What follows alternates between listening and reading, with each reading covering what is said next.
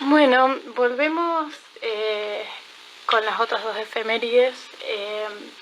Por un lado tenemos, como mencionaba ya más temprano Manuel, el atentado a las Torres Gemelas. Y por el otro lado tenemos el golpe de Estado en Chile en el 73. Ya que Manuel un poco nos introdujo de esto de cuáles fueron las consecuencias, ¿no? de esto, de qué poder le dio a Estados Unidos después de este acontecimiento que con la excusa de la guerra contra el terrorismo invadió un montón de lugares y en este contexto no es que fue la primera vez. Anteriormente el golpe de Chile se da en el marco de la Guerra Fría, se da auspiciado por Estados Unidos, por el presidente Richard Nixon y Henry Kissinger, que ante la amenaza del comunismo, del socialismo en Latinoamérica, se conecta o intenta entrar a Chile, primero con el jefe del ejército previo a Allende, René Schneider, que se negó a ejercer un golpe de Estado, y después se mata a este jefe del ejército, se le echa la culpa a la izquierda que estaba creciendo en Chile, y cuando asume Allende en el 73 no sé si primer presidente socialista, con un claro proyecto socialista y con conexiones con Cuba,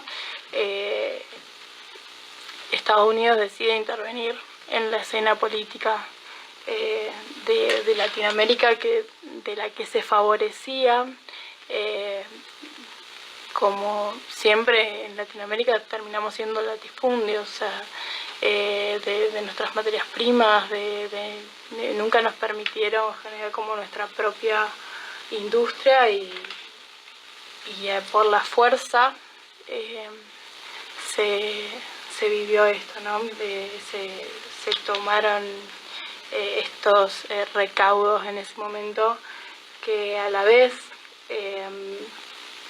no solo tenía que ver con no desarrollar un proyecto político, sino con que Chile en ese momento sea experimento económico del neoliberalismo. Fíjate cómo seguramente vos lo que ha sido la información que tenés la has ido recabando de cómo está contada la historia, de cosas que has leído seguramente o has escuchado, pero básicamente leído. Y yo sé que vos tenés una mirada crítica, que tratás de informarte de distintos lugares para tener una información mucho más ecuánime, y sin embargo, fíjate cómo se cuela, vos presentás que el golpe de Estado fue dado dentro del contexto de la Guerra Fría y ante la amenaza del comunismo. Y sin embargo no es cierto. O sea, que existía una Guerra Fría es verdad. O sea, que había en ese momento dos potencias que hegemonizaban dos partes del mundo y que se disputaban el mundo. Eso era la Guerra Fría y históricamente estaba en ese contexto. Ahora, que había una amenaza comunista en Sudamérica, no es verdad. Y mucho menos en Chile. Que Chile tenía la democracia más consolidada del continente en esa época Nunca había habido un golpe de Estado en Chile, nunca había habido interrupciones democráticas en Chile, desde la independencia. No había habido una guerra civil en Chile como hubo en Argentina, por ejemplo. Y el proyecto de Allende era un proyecto democrático de centro-izquierda. De comunismo no tenía nada. Era un proyecto de desarrollar eso que sí decías muy bien vos al final, que Estados Unidos se encargó de no permitirnos nunca crecer y progresar autónomamente. Desarrollar nuestros propios proyectos de país, nuestra propia industria, nuestro propio desarrollo independiente y autónomo. Y eso sí, para ellos era un peligro. Pero no era un peligro del comunismo, era un peligro de que el pueblo chileno se desarrollara más autónomamente. Por ejemplo, Chile, si hubiera continuado ese proyecto, hoy tendría industria propia, cosa que no tiene. Hubiera desarrollado un concepto de reforma agraria que permitiera que los pequeños y medianos campesinos tuvieran su tierra y no tuvieran que trabajar en latifundios. Hubiera permitido que las riquezas de la minería, que es el principal ingreso de Chile, se distribuyera mejor y no hubiera tanta diferencia entre la clase alta y la clase baja. Ese era el peligro, pero no era un peligro del comunismo. Claramente esa es la manera que te cuentan la historia oficial. Y se va colando incluso en gente que lo lee críticamente, como es tu caso. Sí, a mí me llamó la atención porque sí, estuve mirando en distintos lugares para ver qué información podría llegar a traer y siempre se lo plantea a Allende como socialista, ¿no? O sea, era socialista, pero es socialista como puede ser, no sé, a ver, Paulón, que es un diputado actual de Santa Fe. Y es socialista, es del Partido Socialista, pero no está queriendo, no anda con un trapo rojo tratando de instaurar el comunismo, cosa que además no hay ningún lugar del mundo que estén instaurando el comunismo. Esa es otra cuestión que están utilizando la ultraderecha ahora. Y cualquier país que intenta tener cierta autonomía de la cosa hegemónica de Estados Unidos pasa a ser comunista, pero en realidad el comunismo ya no existe más. El comunismo se derrumbó junto con la URSS en 1989 cuando cae el muro de Berlín. También está esto de que Chile fue el lugar donde empezó a consolidarse el Plan Cóndor. Sí. Contá qué sería el Plan Cóndor, porque quizá hay algún oyente que no lo conoce. Bien. Yo sé, Cóndor. Fueron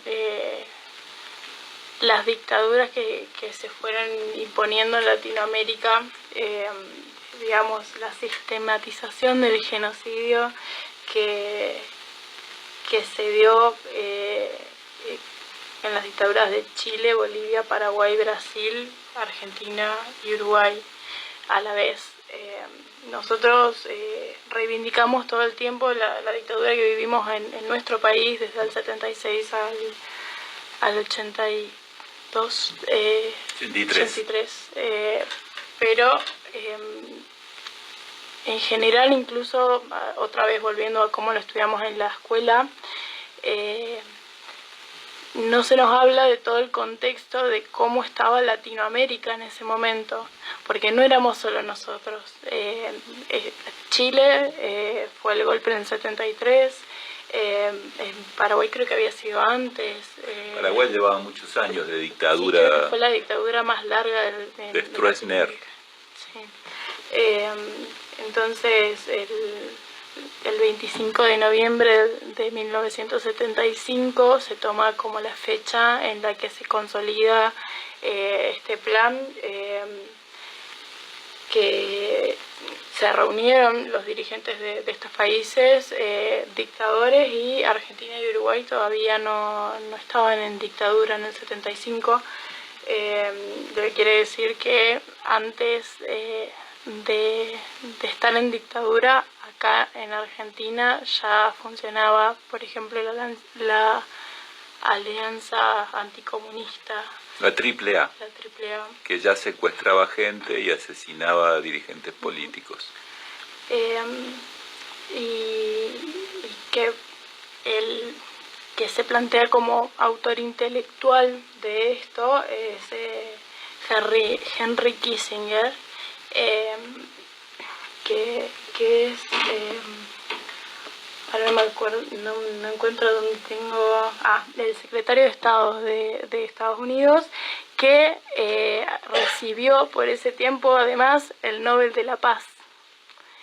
Sí, al poco tiempo le dieron el Nobel de la Paz porque fue el que negoció lo que sería la paz, en realidad fue la derrota en Vietnam. Uh-huh. Entonces... pareciera que fue una especie de prócer de la paz.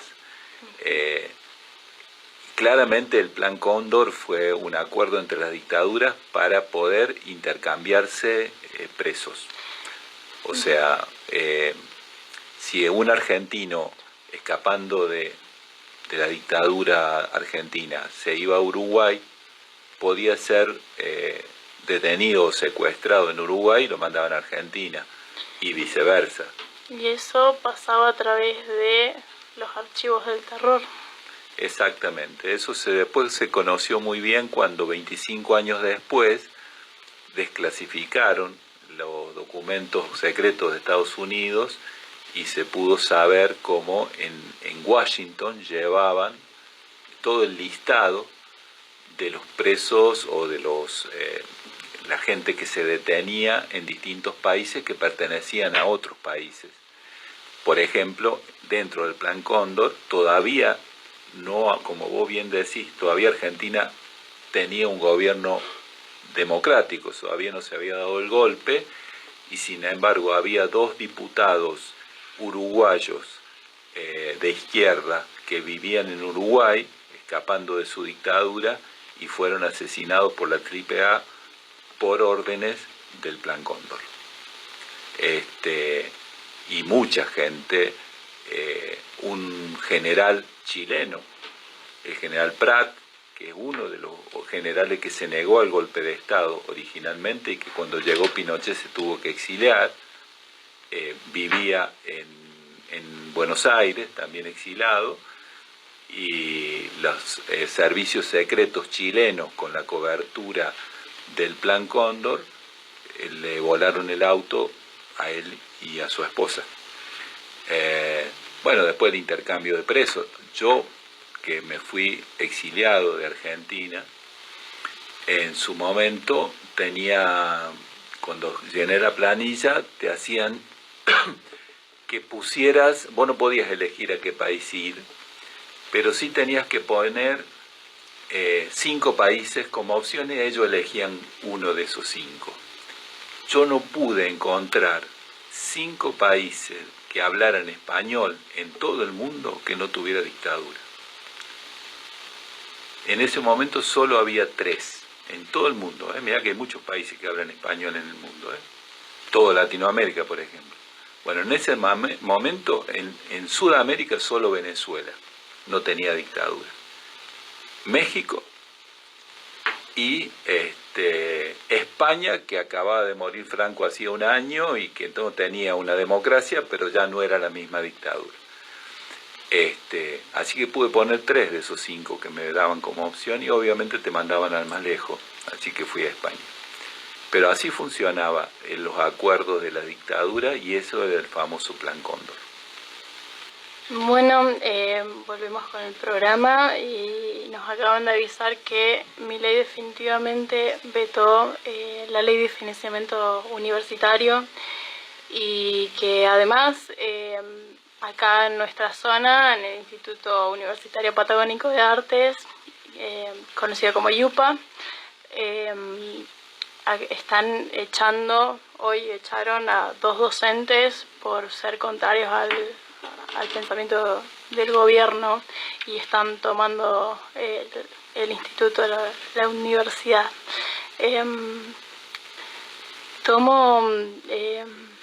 Recuerdo que el IUPA viene en un proceso de tratando de democratizar, porque no tiene el Consejo Superior, el rector está elegido a dedo por el gobernador de la provincia, y acaban de echar a 2 docentes por su ideología política. Hablando de que la historia se hace desde abajo y que nace en la actitud de cada uno, ¿no? Yo creo que esto que están haciendo los estudiantes, que creo que tenemos que cada uno de nosotros en su lugar empezar a tomar una participación ciudadana mayor, lo que acaba de hacer el pueblo de Buenos Aires en las elecciones del domingo pasado,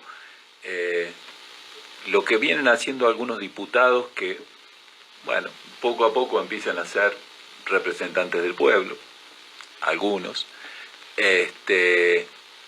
Creo que tenemos que entender que lo que pase en nuestra vida tiene que ver con lo que en general hacemos, y lo que pase en general en la sociedad tiene que ver con lo que hacemos cada uno junto con otros. Y que es importantísimo, no solo para nosotros, sino para lo que queremos dejar a nuestros descendientes, a nuestros hijos, a nuestros nietos, porque ya no es un tema, lo que nos estamos jugando en esta época no tiene que ver solo con que si vamos a tener un gobierno un poco más o menos distribucionista, un poco más o menos respetuoso de los derechos, como ha venido sucediendo anteriormente, que cuando venía la derecha nos ajustaba más, nos sacaba derechos, nos ponía más restricciones, cuando venía un gobierno popular nos expandíamos otro poquito, crecíamos un poquito. Ya no nos estamos jugando esto, ¿no? En este momento de la historia nos estamos jugando si vamos a tener país o no vamos a tener país. Les quiero contar que el proyecto de este gobierno nacional actual es romper a la Argentina en 4 países distintos, de acuerdo a los intereses internacionales que están detrás de nuestros recursos naturales, de nuestro territorio, de nuestra agua, de nuestro suelo. Entonces, sería muy interesante, pensando en la historia hacia adelante, que empecemos a recuperar la conciencia de nación, la conciencia de casa de todos, porque después discutiremos de qué manera la gobernamos, pero hoy se está discutiendo si vamos a tener o no vamos a tener una casa. No, yo quería decir que no es casualidad tampoco que sea un instituto de artes, digo, ¿no? En donde está toda esta situación. El arte es una expresión también, como es, de lucha siempre, o de generar, viste, incomodidades generalmente, de diferentes maneras. Entonces yo creo que no es casual tampoco. El arte es la expresión más elevada del ser humano, básicamente. Por lo tanto, claramente ahí están las semillas de la rebeldía, muchas veces. Por eso también la atacan tanto, ¿no? Pero nosotros, que no somos artistas, y quizás muchos de nuestros oyentes tampoco lo son, sí empecemos a ser artífices de nuestro destino. Me gustaría acotar en esto también de que esta planificación, este tipo de planificaciones hasta el siglo pasado, que no ha pasado tanto, 25 años, se imponía a través de dictaduras. Hoy estamos tan distraídos que no necesitan una dictadura para seguir a cabo en estos planes de sacarnos lo que ni siquiera decir lo que es propio en términos de que te van a sacar lo tuyo privado, te van a sacar tus necesidades básicas. O sea, ahora nosotros estamos acá en la biblioteca de Cipolletti, y acá al lado en Cinco Saltos están poniendo el Marimenuco, por un lado fracturando al lado petróleo que contamina el agua, y esa agua que se distribuye en el valle, en nuestras casas, y parece que no nos enteramos. Alguien dijo hace unos años, no puedo recordar ahora quién, que la dominación se completa el día que no haga falta policías, porque cada individuo tiene un policía dentro, ¿no? Y están avanzando en ese sentido. Quizá la gente cree que no tiene un policía, sí tiene a Internet, sí tiene a las redes, sí tiene a la fábrica permanente de distracción, como dijiste vos, de manera que no nos enteramos de lo que están haciendo con nuestras vidas.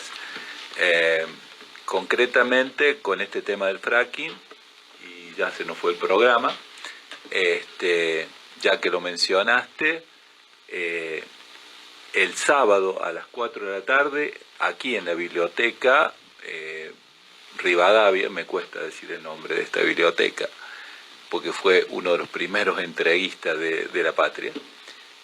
Algún día habrá que discutir sobre el nombre de la biblioteca, pero bueno, acá en esta biblioteca de Cipolletti, a las 4 de la tarde el sábado hay una reunión informativa para enterarnos de qué manera nos están robando la posibilidad de tener agua sana, agua potable, cómo están robando la posibilidad de las producciones, porque el fracking está entrando en las chacras y en esa zona ya se deja de producir fruta, o la fruta que se produce ya no es tan sana, y los van haciendo silenciosamente mientras el resto de la población está entretenida.